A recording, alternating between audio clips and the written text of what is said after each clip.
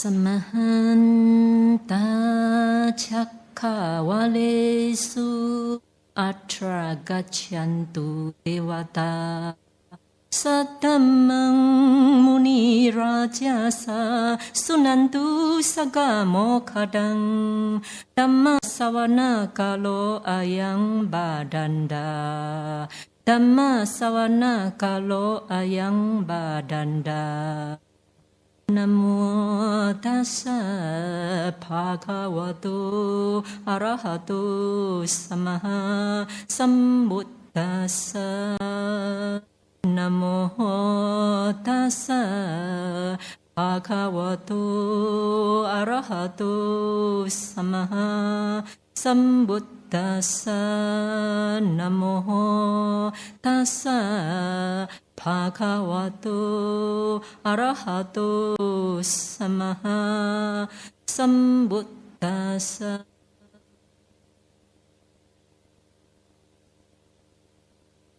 Okay, today I would like to share with you some verses from the two bhikkhuni, Arahant bhikkhuni. One is Chala bhikkhuni is Sariputta's sister. Sariputta's mother has, I think, maybe 3 daughters or 4 brothers, or 4 daughters and 3 brothers, 7 or 7 are Arahant. Okay. So one day, Chala bhikkhuni, in the morning, the bhikkhuni sat down at the foot of a tree after her arms round. For the days abiding means they sit meditating, because for Arahant they can enter into either Phala Samapatti or any Nirodha Samapatti, and to experience the peace of the mind, the evil one. When we talk about Mara, there are 4 types of Mara. Mara. One is Kilesa Mara. The second one is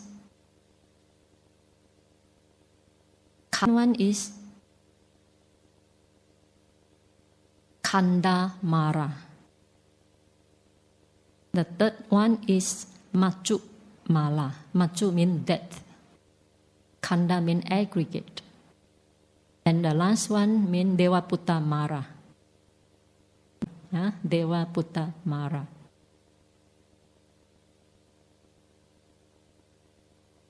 First, Kilesa Mara. So this Mara often come and disturb us.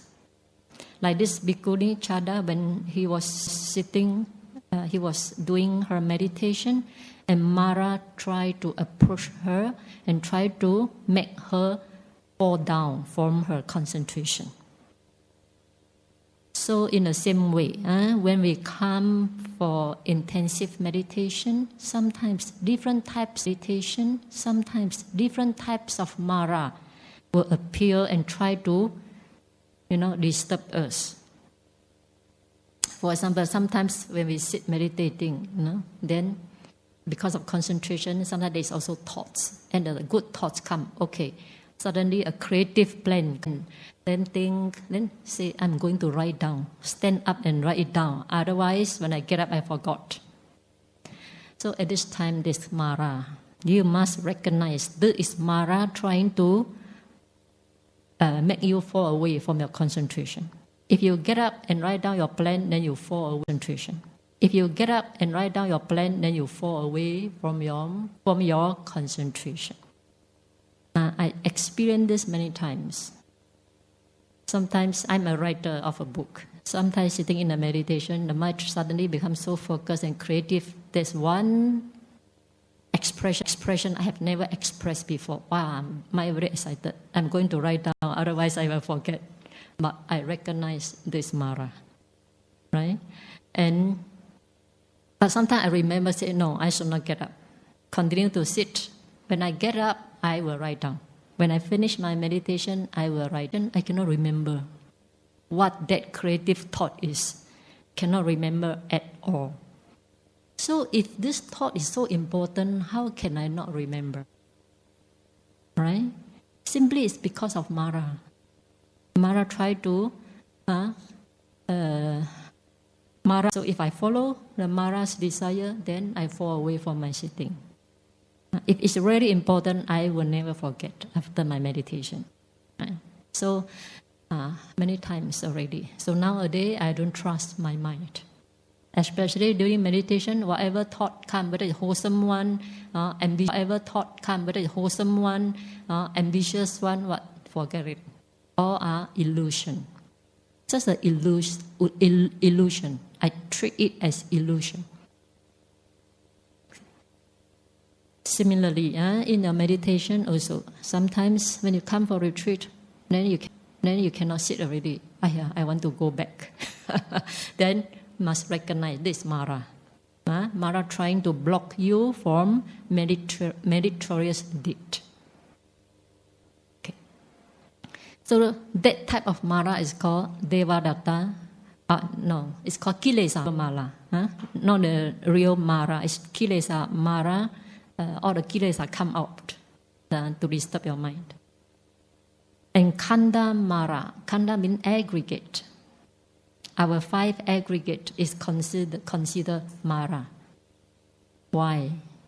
Because consider Mara. Why? Because this 5 aggregate. The first one is form aggregate, our 4 elements in the body. Earth element, water element, fire element, and wind element. These 4 elements in the body keep on changing. Hot, sometimes so the body is so sticky. Sometimes the body is so itchy. There are so many sensations that arise in the body which is out of your control. And you got to bear with it. This is also called Khanda Mara. And also your feeling. Especially during the retreat. Whatever emotions you have that you have buried or you sweep under the carpet for many years. During the meditation, all pop up. So all this unsolved problem, unsolved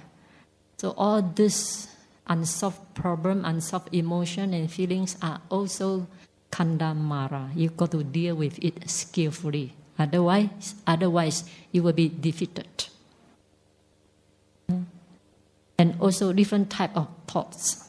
Suppose restless, the mind think here and there, it's like monkey mind jumping here and there. All these are also Khanda Mara is also Kilesa Mara, both. So Khanda, 5 Khanda, form aggregate, feeling aggregate, perception aggregate, and also consciousness aggregate. So we have to deal with this 5 aggregate, and this 5 aggregate appear to be very oppressive. For example, the formation aggregate, something related with our karma. So once a while, our life meet with very low karma. Whatever happens is just unsmooth. So then we must realize there is formation aggregate. It's very oppressive, like a Mara. So at that moment, at that period of time, we have to bear with all this suffering. At that period of time, we have to bear with all this suffering with courage and understanding. Even karma is impermanent. Low karma is not there all the time. Good karma is also not there all the time. The life is made up by up and down. So once we realize it, then we take it easy. Okay, so and different state of emotion, anger, greed, jealousy, and restless, all this also belong to mental aggregate, which is also Khanda Kilesa, Khanda Mara. Mara means the evil one. Then the third Khanda, the third Mara is Machu Mara, death. Everyone afraid of death, right? So So when that is approaching, people become very helpless. That take away all your belonging, all your beloved one. Therefore, it's considered the evil one. That is also Mara. And the fourth one is Deva being. This being, Mara, always want to disturb our concentration. Wanted to make her fall away from our good state of the mind. For example, Buddha, before he gained enlightenment, under the Bodhi tree, before he achieved Buddhahood, then the three daughters from Mara's daughter tried to seduce him so that he will achieve the Buddhahood. Right? Similarly, this Bhikkhuni Chala, when he sit for days abiding, and the Mara appear, want to make her fall away from concentration, want to seduce her to enjoy. So let's see what Mara say. So the evil one approached the Bhikkhuni Chala and said to her, "What don't you approve of, Bhikkhuni? What thing you are not approved of? What thing you are not approved of?" Then the Bhikkhuni answered, "I don't approve of birth, friend." Then the Mara asked, "Why don't you approve of birth? Once born, one who now has persuaded you of this. Who is Mara himself? Mara himself now persuade Bhikkhuni Chala to enjoy sensual pleasures." Then he asked, "Why don't you approve of birth? Because once you are born, you can enjoy sensual pleasures through your sense bases, eye, ear, nose, tongue, body, and mind." Right? And the Bhikkhuni answered, "For one who is born, there is death. For monks being, we approve of birth. Therefore, we celebrate happy birthday." This is worthy ordinary being.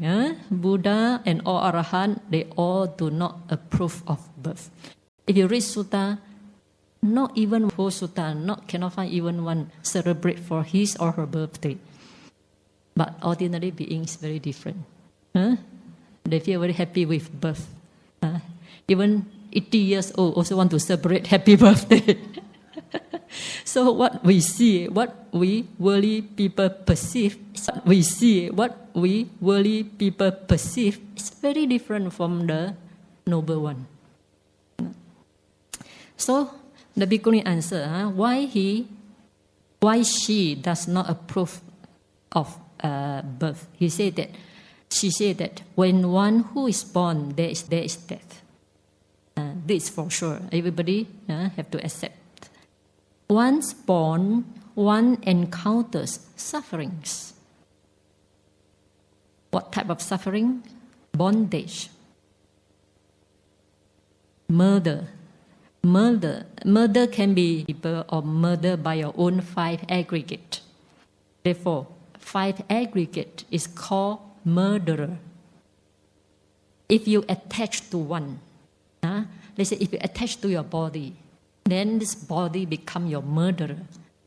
You are bound by the body and give in to anger, give in to greed, give in to various types of mental refinements. This is called bound by the body. It's bondage, and body become your bondage. And sometimes body will be killed by other people, tortured. And sometimes body will be killed by other people, tortured by other people. Therefore, it's called murder. And affliction. Affliction refers to bodily, physically and mentally affliction. Those who suffer from cancer knows well. Who suffer from serious sickness. Then then they know how suffering is having this body.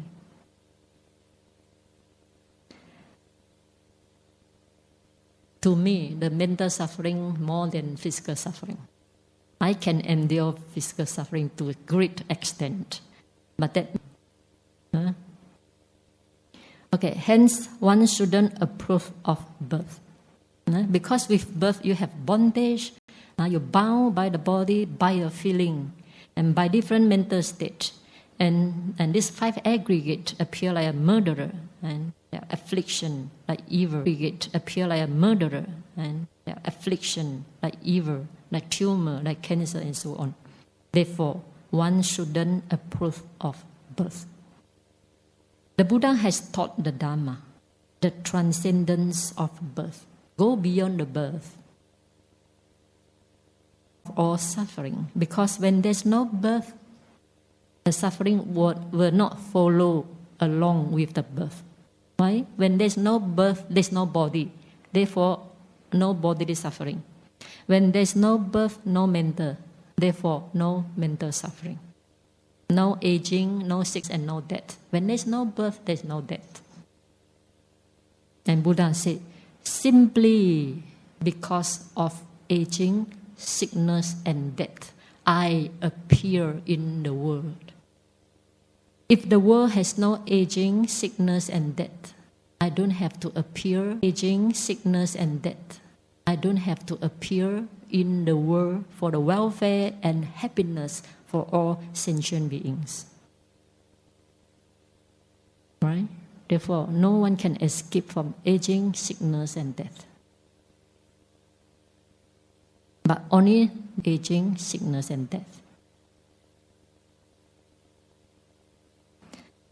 So, and the bhikkhuni continued to say, he has settled me in the truth. The Buddha. The Buddha has settled me in the truth. The truth of awakening. The truth of awakening. The truth of abandoning all desires. As to those beings who fare amidst form, we are the beings who fare amidst form. We have the form. And those who abide in the formless, arupa world, those who have no body, no physical body, not having understood cessation, whether you have form or without form. If you don't understood or cessation of mental, formless means mental only. So some beings have physical form and mental together. Some beings only have mental, no form. But if this type of people don't understand cessation of both body and mind, then cessation of both body and mind, then they come again to re-becoming. They come again to the world again and again. So when they come to birth again, then they are not free from aging, sickness, and death, bondage, murder, and affliction. Therefore, I don't approve birth. This is what the Chala Bhikkhuni answered the Mara. Then Mara, the evil one, realizing the Bhikkhuni, because the Mara cannot defeat Bhikkhuni Arahant, then disappeared right there. If this Bhikkhuni has no mental strength, then he will follow Mara's desire and fall away not only from virtues and enjoy sensual pleasures with the Mara. Okay, next one, Vajira. Vajira means diamond. Okay, in the morning, the Bhikkhuni Vajira dressed and taking bow. In the morning, the Bhikkhuni Vajira dressed and taking bow and rope enter Savatthi for alms. So this is regular practice of monk and nun during Buddha's time. They go Pindabat. So when they go Pindabat, they cannot demand anything. What people give you, just take it. When she had walked for alms in Savatthi and had returned from her alms round, after her meal, she went to the blind man's grove for a day's abiding. So from here you can see the responsibility and the duty of monk and nun. And monk and get up, they clean the monastery, Then after that, they go out for Pindabak. Taking the meditation subject with them, they go out for Pindabak. Similarly, tomorrow, when you go out also, taking your meditation subject. Pay attention on your breath, or you say metta, subject. Pay attention on your breath, or you say metta. Take the meditation subject with you when you go Pindabak for tomorrow. Okay. So then after finish their meal, they will start meditating. Okay. Then Mara, the evil one, and terror in the bhikkhuni Vajira, desiring to make her fall away from concentration, approach her and address her in verses. So from here you can see again, the Mara is there all the time. We just have to be mindful. We just to be mindful and recognize the Mara when he appears. Don't be defeated by the Mara. And sometimes Mara want to arouse fear in us. Sometimes when we experience some good, when we experience some good insight, and we become so fearful. Recognize Mara is there. Mara want to arouse fear so that you fall away. There are some of the students, when they practice, the whole body consists of 4 elements. Meditation consists of 4 elements: earth element, water, fire, and wind element. So at that time they cannot see any form, just 4 elements arising, passing away, and they become so fearful. Elements arising, passing away, and they become so fearful, shedding their tears and so fearful. And they come to me. I said that, isn't that is your goal, to see the non-self nature of the body? But how come when you realize your goal, you become so fearful and so afraid and want to fall away, I don't want to meditate anymore? I think the Mara is there. Similarly, when practice Anapanasati also same. Some people when reach a state, they cannot see the body, only one hand. They can feel only one hand in my body. When you open the eye, you fall away from concentration. And Mara is there already. Mara want you to fall away from, Mara arouse your fear. If you follow the Mara's desire, then you fall away from your concentration. And some people, when they reach a state, there's no breath. So they don't know, I'm going to die. Then they breathe in very loud and they fall away from concentration again. Recognize all these are Mara. Okay?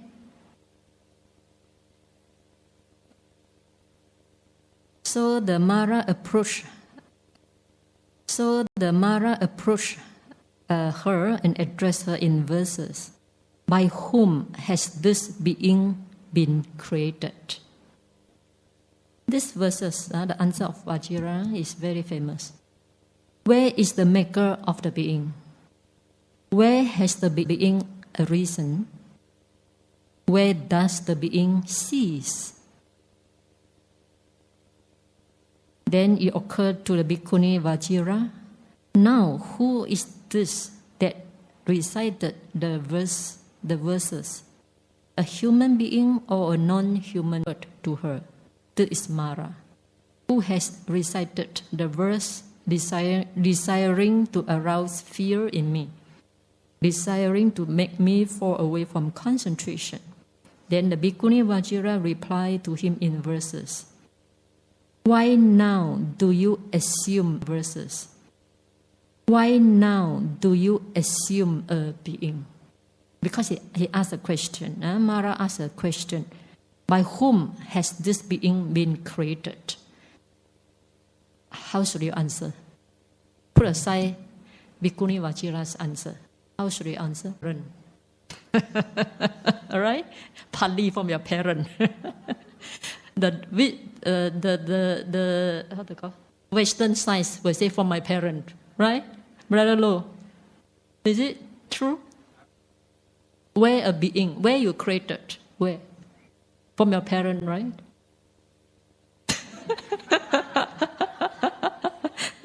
So this Western science, we don't 100% follow what science says.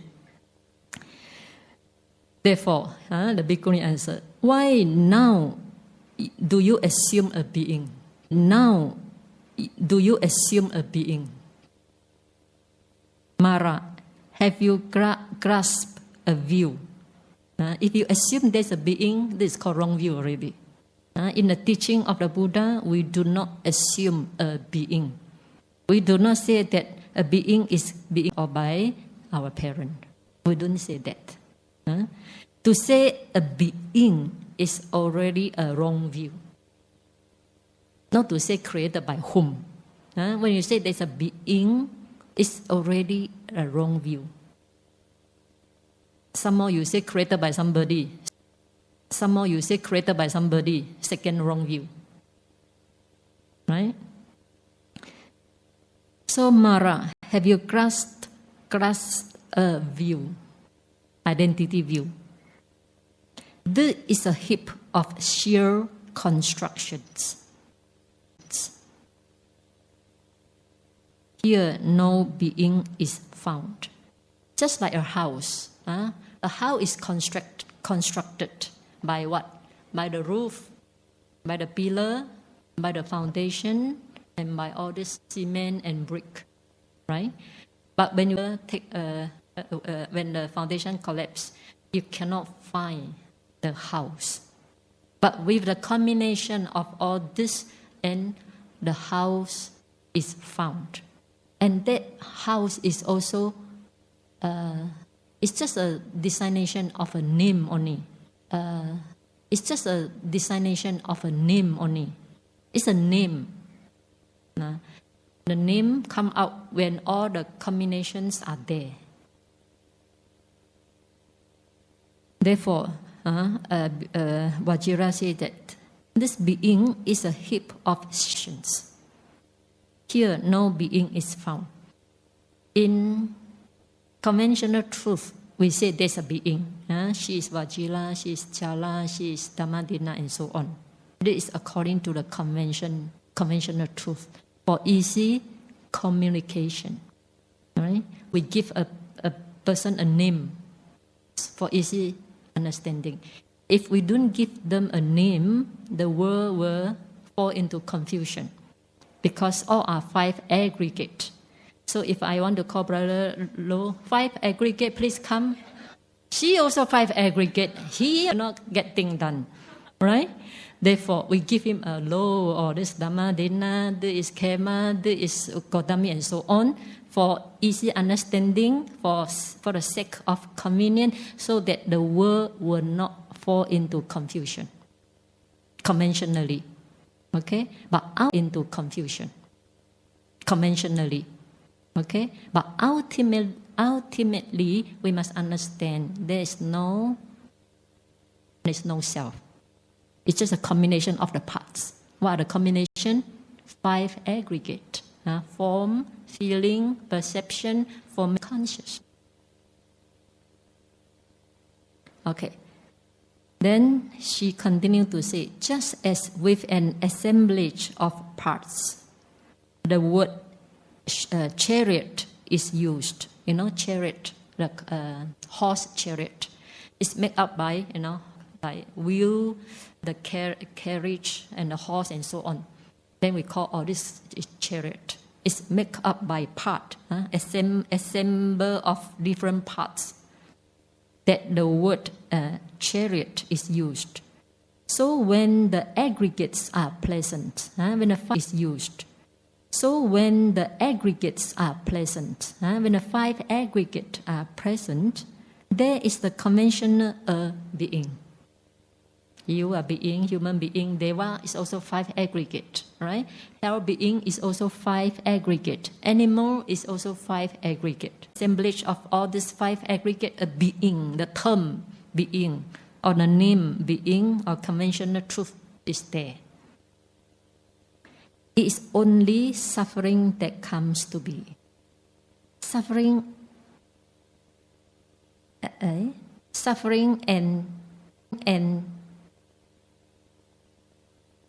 suffering that stands and falls away. I think sorry for the wrong spelling. Okay. Suffering that stands and falls away. Okay. For this part, many people cannot understand. If you say that when there's no being, how can the suffering comes from? How can suffering arise? Yes, when you have 5 aggregate, you have the suffering. Being is just conventional truth, must be always remember. You must remember this point. Being is just conventional truth. But when there are 5 aggregate, they are suffering. So he said that it's only suffering that comes to be. Only 5 aggregate associated with suffering that comes to be. 5 aggregate associated with suffering that comes to be. And this 5 aggregate is not a permanent self. We always identify 5 aggregate as a permanent self. Therefore, we develop identity view. Right? So the path is to keep on seeing this 5 aggregate is not self. It's conditionally a reason phenomena. Keep seeing this point until you lose the perception of self. So it's only suffering that comes to be, suffering that ends and falls away. Suffering also impermanent. Suffering is also impermanent. All sabbe sankhara anicca, sabbe sankhara dukkha. So suffering is also sankhara. So suffering is also sankhara. Suffering is also impermanent. So suffering stands and falls away. Nothing but suffering comes to be. Nothing means no beings. No, but suffering comes to be. Nothing but suffering ceases. Therefore, there's always hope in the teaching of the Buddha. Buddha said there is suffering. Yes, no one can deny the end one day. And Buddha showed us the path, the Noble Eightfold Path. Concentration and insight meditation that lead you to the end of suffering. Therefore, Buddha said, nothing but suffering comes to be, nothing but suffering ceases. In our life, we don't see it as, we don't try to personalize the suffering as myself.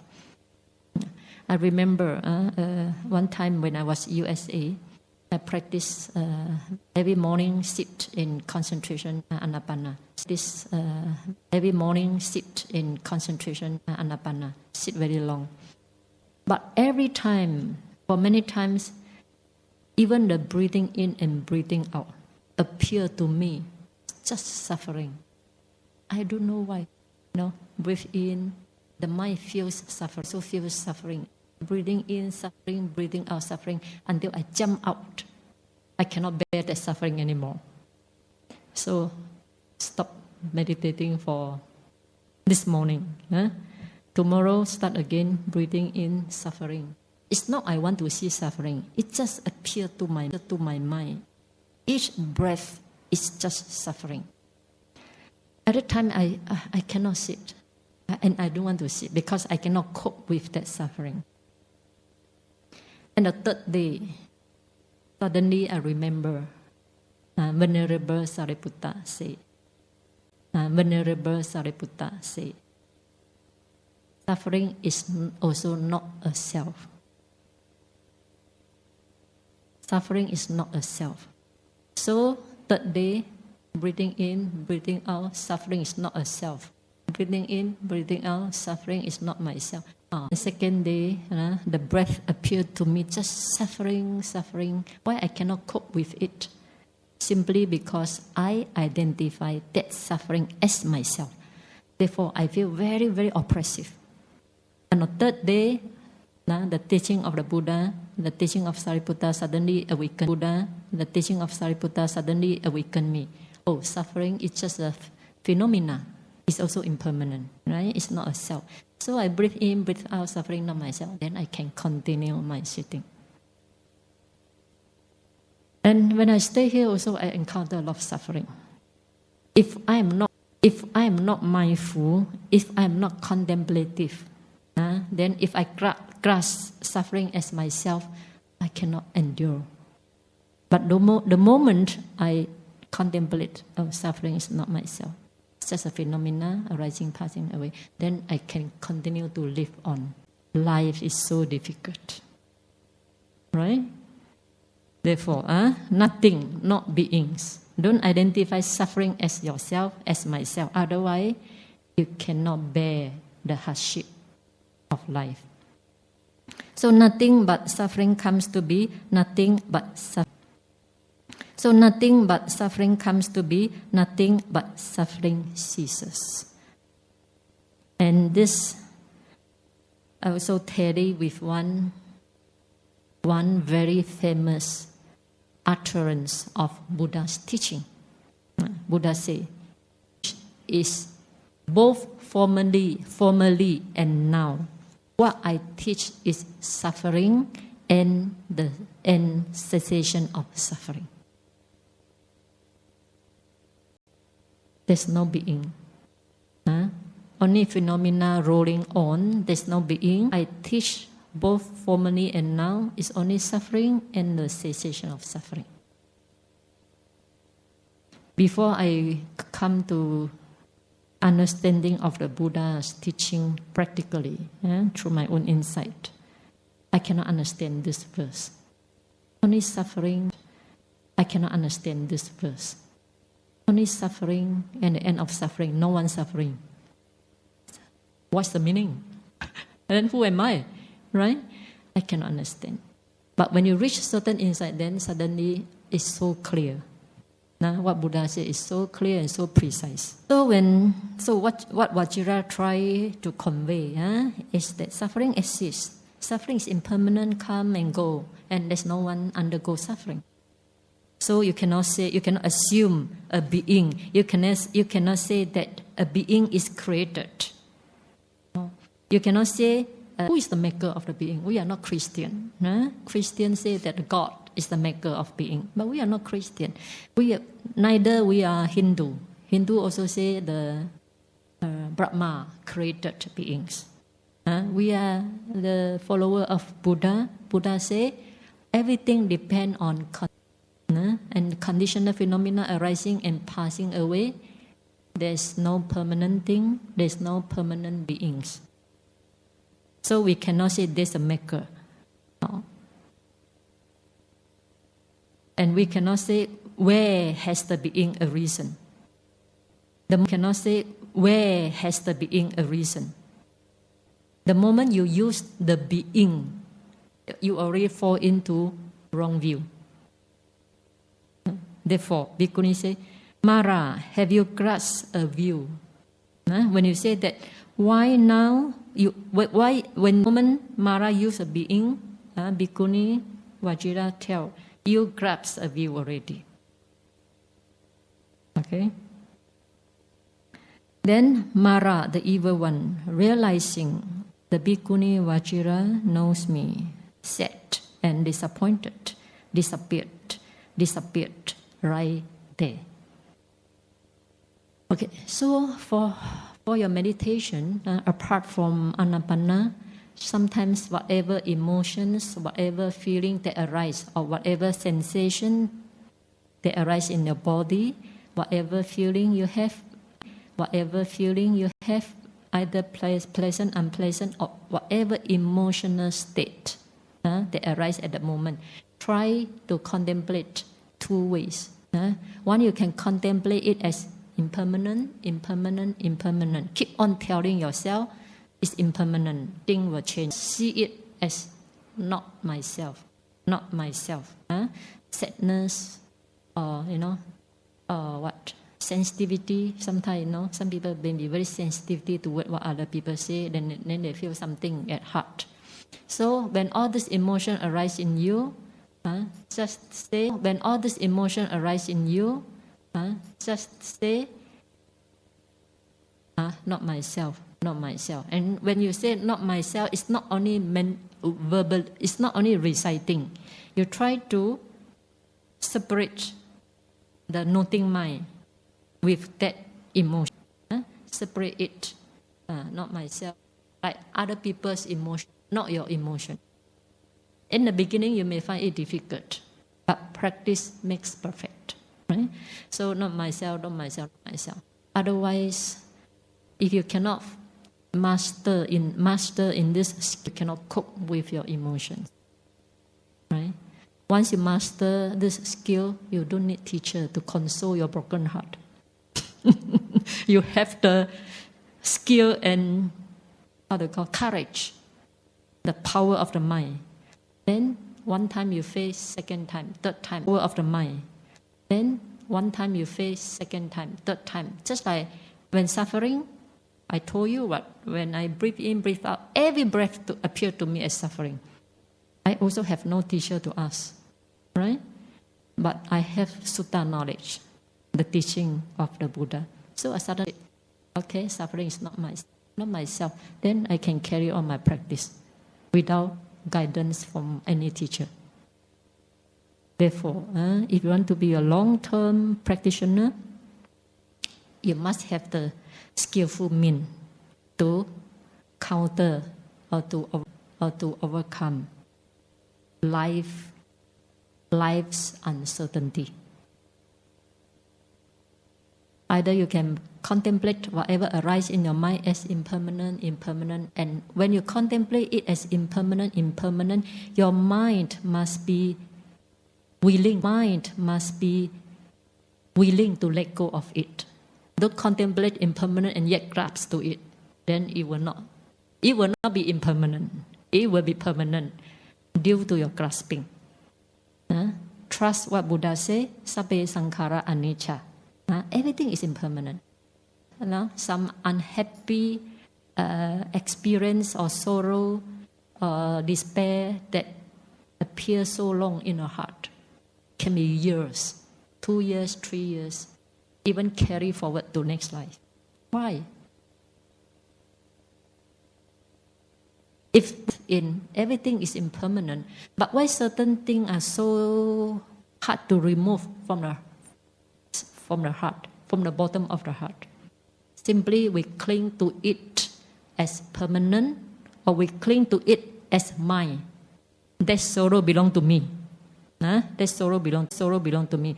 That's grasping. When that's grasping, that's clinging, that issue will stay very, very long in your heart, unless you are willing to let go of it. By constantly contemplate impermanent, not myself, conditional phenomena, it will change. Permanent, not myself, conditional phenomena, it will change. Okay? There was a story. A very wealthy father. He has 2 sons. So one day when he's going to die, they to will to his 2 sons. So the elder one, but however, before, and the elder one take a big lump sum of money. And the younger one is a small box only. What he get is only a small box. And the younger son opened the box and see one ring. My father loved me so much, give me so much money, and give the younger one just a small ring. But the younger son is very smart. very, very smart. He said, my father is a wise man, Pandita. Why he give me such a small ring?